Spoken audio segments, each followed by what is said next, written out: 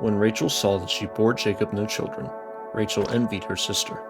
She said to Jacob, "Give me children, or else I will die." Jacob's anger burned against Rachel, and he said, "Am I in God's place, who has withheld from you the fruit of the womb?" She said, "Behold, my maid, Bilhah, go into her, that she may bear on my knees, and I also may obtain children by her." She gave him Bilhah her servant as wife, and Jacob went into her. Bilhah conceived, and bore Jacob a son. Rachel said, "God has judged me, and has also heard my voice, and has given me a son." Therefore she called his name Dan. Bilhah, Rachel's servant, conceived again, and bore Jacob a second son. Rachel said, "I have wrestled with my sister with mighty wrestlings, and have prevailed." She named him Naphtali. When Leah saw that she had finished bearing, she took Zilpah, her servant, and gave her to Jacob as a wife. Zilpah, Leah's servant, bore Jacob a son. Leah said, "How fortunate!" She named him Gad. Zilpah, Leah's servant, bore Jacob a second son. Leah said, "Happy am I, for the daughters will call me happy." She named him Asher. Reuben went in the days of the wheat harvest and found mandrakes in the field, and brought them to his mother, Leah. Then Rachel said to Leah, "Please give me some of your son's mandrakes." Leah said to her, "Is it a small matter that you have taken away my husband? Would you take away my son's mandrakes also?" Rachel said, "Therefore he will lie with you tonight for your son's mandrakes." Jacob came from the field in the evening, and Leah went out to meet him and said, "You must come in to me, for I have surely hired you with my son's mandrakes." He lay with her that night. God listened to Leah, and she conceived, and bore Jacob a fifth son. Leah said, "God has given me my hire, because I gave my servant to my husband." She named him Issachar. Leah conceived again, and bore a sixth son to Jacob. Leah said, "God has endowed me with a good dowry. Now my husband will live with me, because I have borne him 6 sons." She named him Zebulun. Afterwards she bore a daughter, and named her Dinah. God remembered Rachel, and God listened to her, and opened her womb.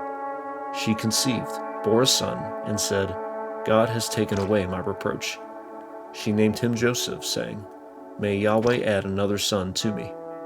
When Rachel had borne Joseph, Jacob said to Laban, "Send me away, that I may go to my own place and to my country. Give me my wives and my children for whom I have served you, and let me go, for you know my service with which I have served you." Laban said to him, "If now I have found favor in your eyes, stay here, for I have divined that Yahweh has blessed me for your sake." He said, "Appoint me your wages, and I will give it." Jacob said to him, "You know how I have served you, and how your livestock has fared with me. For it was little which you had before I came, and it has increased to a multitude. Yahweh has blessed you wherever I turned. Now when will I provide for my own house also?" Laban said, "What shall I give you?" Jacob said, "You shall not give me anything. If you will do this thing for me, I will again feed your flock and keep it. I will pass through all your flock today, removing from there every speckled and spotted one, and every black one among the sheep, and the spotted and speckled among the goats. This will be my ire. So my righteousness will answer for me hereafter, when you come concerning my ire that is before you. Every one that is not speckled and spotted among the goats, and black among the sheep, that might be with me, will be considered stolen." Laban said, "Behold, let it be according to your word." That day, however, he removed the male goats that were streaked and spotted, and all the female goats that were speckled and spotted, every one that had white in it, and all the black ones among the sheep, and gave them into the hands of his sons. He set 3 days' journey between himself and Jacob fed the rest of Laban's flocks. Jacob took to himself rods of fresh poplar, almond, and plane tree, peeled with white streaks in them, and made the white appear which was in the rods. He set the rods which he had peeled opposite the flocks in the watering troughs where the flocks came to drink. They conceived when they came to drink. The flocks conceived before the rods, and the flocks produced streaked, speckled, and spotted. Jacob separated the lambs, and set the faces of the flocks toward the streaked, and all the black in Laban's flock. He put his own droves apart, and didn't put them into Laban's flock. Whenever the stronger of the flock conceived, Jacob laid the rods in front of the eyes of the flock in the watering troughs, that they might conceive among the rods. But when the flock were feeble, he didn't put them in. So the feebler were Laban's, and the stronger Jacob's. The man increased exceedingly, and had large flocks, female servants and male servants, and camels and donkeys.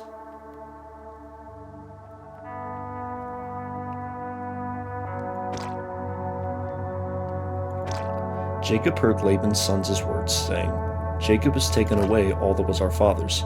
He has obtained all this wealth from that which was our father's.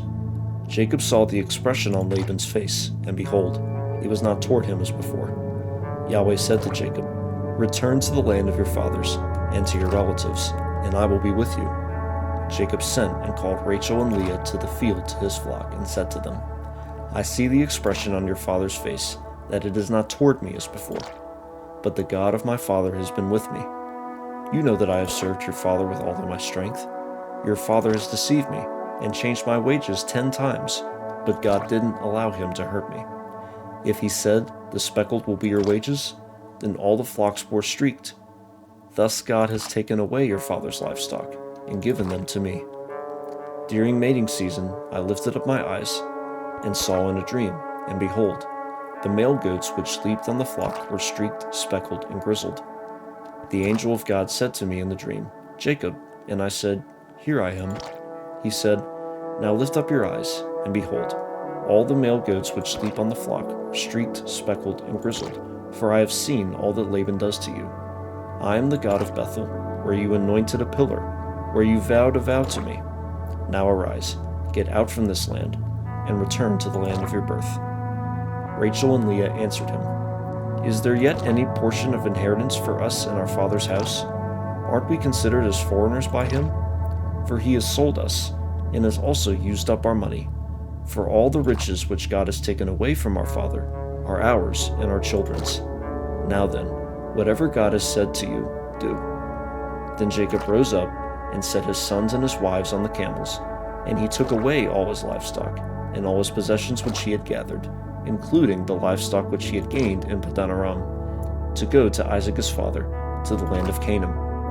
Now Laban had gone to shear his sheep, and Rachel stole the teraphim that were his father's. Jacob deceived Laban the Syrian, in that he didn't tell him that he was running away. So he fled, with all that he had. He rose up, passed over the river, and set his face toward the mountain of Gilead. Laban was told on the 3rd day that Jacob had fled. He took his relatives with him, and pursued him 7 days' journey. He overtook him in the mountain of Gilead. God came to Laban the Syrian in a dream of the night, and said to him, Be careful that you don't speak to Jacob either good or bad. Laban caught up with Jacob. Now Jacob had pitched his tent in the mountain, and Laban with his relatives encamped in the mountain of Gilead. Laban said to Jacob, What have you done that you have deceived me, and carried away my daughters like captives of the sword? Why did you flee secretly, and deceive me, and didn't tell me, that I might have sent you away with mirth and with songs, with tambourine and with harp, and didn't allow me to kiss my sons and my daughters? Now you have done foolishly. It is in the power of my hand to hurt you. But the God of your father spoke to me last night, saying, Be careful that you don't speak to Jacob either good or bad. Now you want to be gone, because you greatly longed for your father's house. But why have you stolen my gods? Jacob answered Laban, Because I was afraid, for I said, Lest you should take your daughters from me by force. Anyone you find your gods with shall not live. Before our relatives, discern what is yours with me, and take it. For Jacob didn't know that Rachel had stolen them. Laban went into Jacob's tent, into Leah's tent, and into the tent of the 2 female servants, but he didn't find them. He went out of Leah's tent and entered into Rachel's tent. Now Rachel had taken the teraphim, put them in the camel's saddle, and sat on them. Laban felt all around all the tent, but didn't find them. She said to her father, Don't let my lord be angry that I can't rise up before you, for I am having my period. He searched, but didn't find the teraphim. Jacob was angry and argued with Laban. Jacob answered Laban, What is my trespass? What is my sin that you have hotly pursued me? Now that you have felt around in all my stuff, What have you found of all your household stuff? Set it here before my relatives and your relatives, that they may judge between us two. These 20 years I have been with you. Your ewes and your female goats have not cast their young, and I haven't eaten the rams of your flocks. That which was torn of animals I didn't bring to you, I bore its loss. Of my hand you required it, whether stolen by day or stolen by night. This was my situation. In the day the drought consumed me, and the frost by night, and my sleep fled from my eyes. These 20 years I have been in your house. I served you 14 years for your 2 daughters, and 6 years for your flock, and you have changed my wages 10 times. Unless the God of my father, the God of Abraham, and the fear of Isaac had been with me, surely now you would have sent me away empty. God has seen my affliction and the labor of my hands, and rebuked you last night. Laban answered Jacob, The daughters are my daughters, the children are my children, the flocks are my flocks, and all that you see is mine. What can I do today to these my daughters, or to the children whom they have borne? Now come, let's make a covenant between you and I. Let it be for a witness between me and you. Jacob took a stone and set it up for a pillar. Jacob said to his relatives, Gather stones. They took stones and made a heap. They ate there by the heap. Laban called it Jegar-Sahadutha, but Jacob called it Gilead. Laban said, This heap is witness between me and you today. Therefore it was named Gilead in Mizpah, for he said, Yahweh watch between me and you, when we are absent from one another. If you afflict my daughters, or if you take wives in addition to my daughters, no man is with us. Behold, God is witness between me and you. Laban said to Jacob, See this heap, and see the pillar, which I have set between me and you. May this heap be a witness, and the pillar be a witness, that I will not pass over this heap to you, and that you will not pass over this heap and this pillar to me for harm. The God of Abraham, and the God of Nahor, the God of their father, judge between us. Then Jacob swore by the fear of his father Isaac. Jacob offered a sacrifice in the mountain, and called his relatives to eat bread. They ate bread, and stayed all night in the mountain. Early in the morning, Laban rose up, and kissed his sons and his daughters, and blessed them. Laban departed, and returned to his place.